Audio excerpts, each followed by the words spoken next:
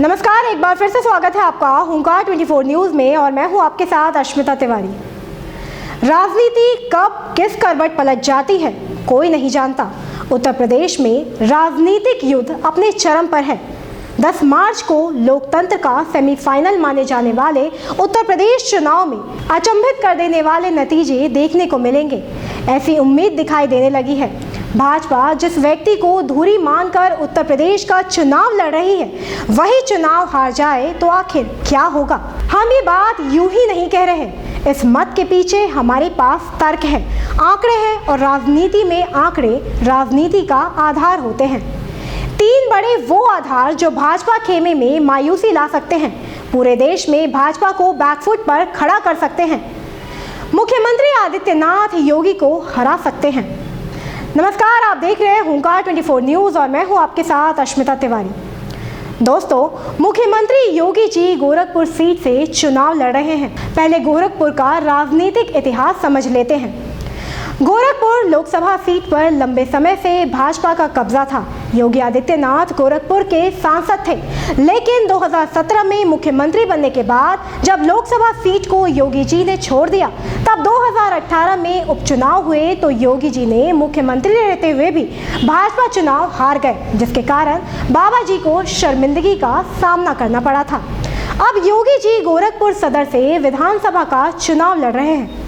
हम आपको गोरखपुर सदर से संबंधित कुछ ऐसे आंकड़े पेश करेंगे जिससे यह साफ हो जाएगा कि योगी जी चुनाव हार सकते हैं, और अगर ऐसा हुआ तो भाजपा को सबसे बड़ा झटका लगेगा। देश की राजनीतिक सोच बदल जाएगी।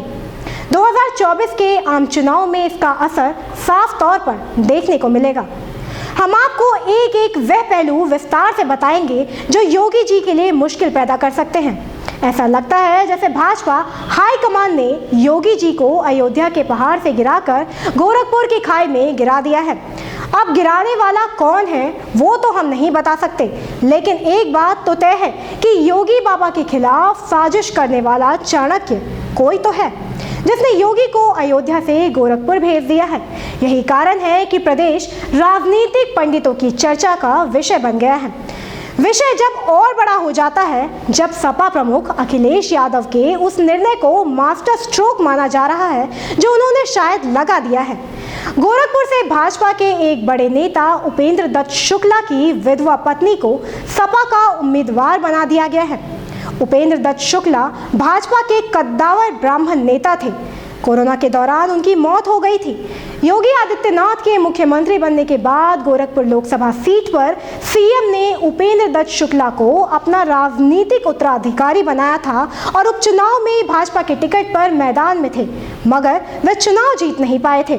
2018 में उपचुनाव में वे सपा प्रत्याशी से चुनाव हार गए थे, जिन्हें मुख्यमंत्री योगी आदित्यनाथ ने अपना सियासी उत्तराधिकारी बनाया था। आज उसी के परिवार ने भाजपा का दामन छोड़ दिया। योगी आदित्यनाथ के कभी सियासी उत्तराधिकारी रहे स्वर्गीय उपेंद्र दत्त शुक्ला का पूरा परिवार समाजवादी पार्टी में शामिल हो गया। सपा ने गोरखपुर में भाजपा में सेंध लगाते हुए स्वर्गीय उपेंद्र दत्त शुक्ला परिवार के लोगों को अपनी पार्टी में शामिल कर लिया। उपेंद्र दत्त शुक्ला की पत्नी सुभावती शुक्ला, उनके पुत्र अरविंद दत्त शुक्ला और अमित शुक्ला ने अखिलेश यादव की मौजूदगी में सपा का दामन थाम लिया। उनकी पत्नी सुभावती, जो क्षेत्र में माता जी के नाम से अपनी खासी पहचान रखती है, अब सपा के टिकट से सहानुभूति के आधार पर योगी को टक्कर देगी, क्योंकि इनके चेहरे पर दिखाई देने वाली पीड़ा, इनके पति के गम के आंसुओं का सैलाब भाजपा की नाव डुबा सकता है। जो इनकी पीड़ा को देखेगा वही सुभावती जी को उपेंद्र दत्त शुक्ला की आकस्मिक मौत पर श्रद्धांजलि स्वरूप वोट रूपी फूल चढ़ा देगा, जो योगी जी के लिए सबसे बड़ी समस्या का कारण भी बन सकता है। देखिए सुभावती ने भाजपा छोड़ते समय क्या कहा। पति जी को उपेक्षा के लिए हमारे घर पर आए भी नहीं। हमारे पति का देहांत हुआ, हमारे दरवाजे पर बच्चों के लिए आए नहीं, कुछ पूछे नहीं।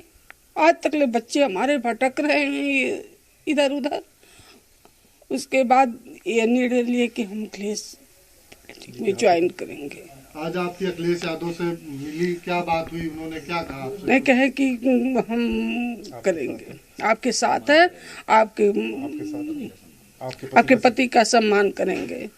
हम आपको मुख्य रूप से कुछ तथ्यात्मक आंकड़े पेश करते हैं जो योगी जी के हारने का कारण बन सकते हैं। सबसे पहला कारण या सबसे कारण नंबर 1, ठाकुर बनाम पंडित। ये ठाकुर बनाम पंडित आज कोई नया मामला नहीं है।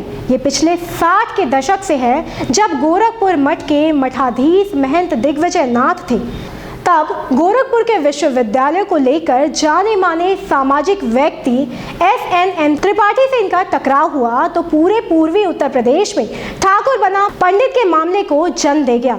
इसके बाद योगी जी के गुरु महंत अवैद्यनाथ जब थे, तब बाहुबली नेता पंडित हरिशंकर तिवारी में खूब खून खराबा हुआ। झगड़े, वाद विवाद हुए जो ठाकुर बनाम पंडित के विवाद को बढ़ावा देते रहे। ध्रुवीकरण को बढ़ावा मिलता रहा। महंत अवैद्यनाथ के जाने के बाद योगी आदित्यनाथ मठ के मठाधीश बने। तब भी पंडित हरिशंकर तिवारी के बेटे विनय की कश्मकश चलती रही।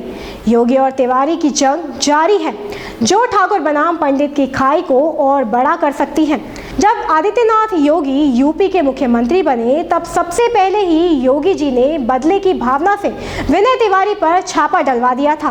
ताबड़तोड़ कार्यवाही विनय तिवारी के खिलाफ हुई। ये 3 जन्मों का टकराव है जो बढ़ता ही जा रहा है।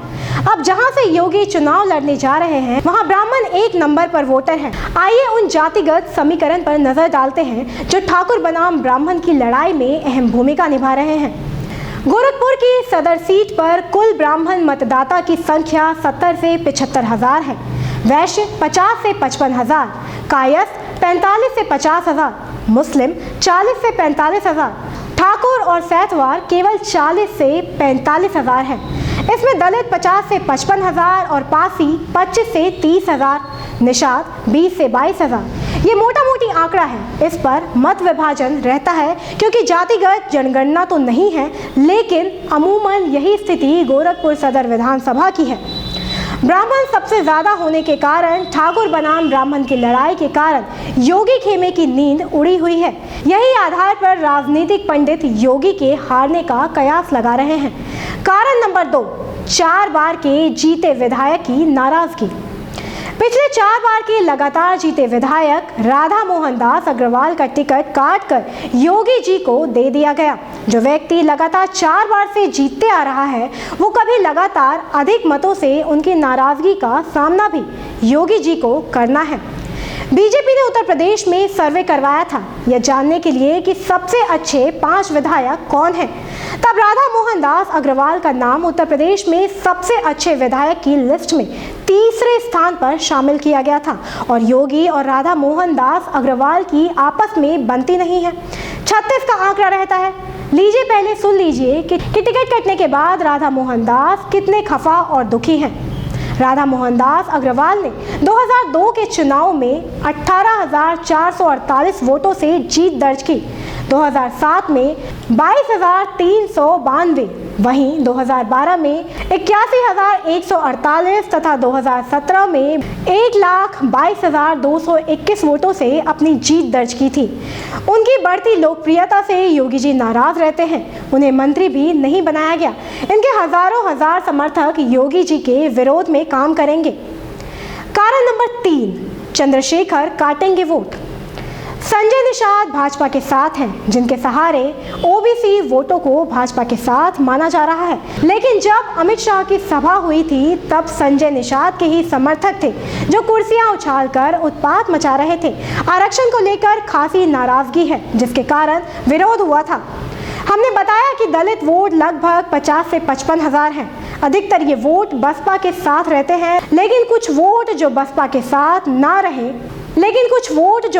साथ ना रहकर भाजपा पर जाते हैं, उन्हें चंद्रशेखर पकड़ सकते हैं। भले ही प्रतीकात्मक चुनाव लड़ेंगे चंद्रशेखर, लेकिन योगी जी को नुकसान होना तय माना जा रहा है।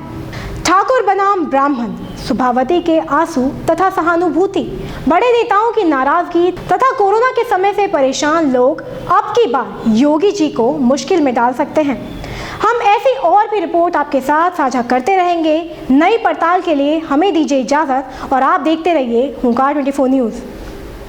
अपने शहर की लेटेस्ट खबरों के लिए चैनल को सब्सक्राइब करें और बेल आइकन को दबाएं।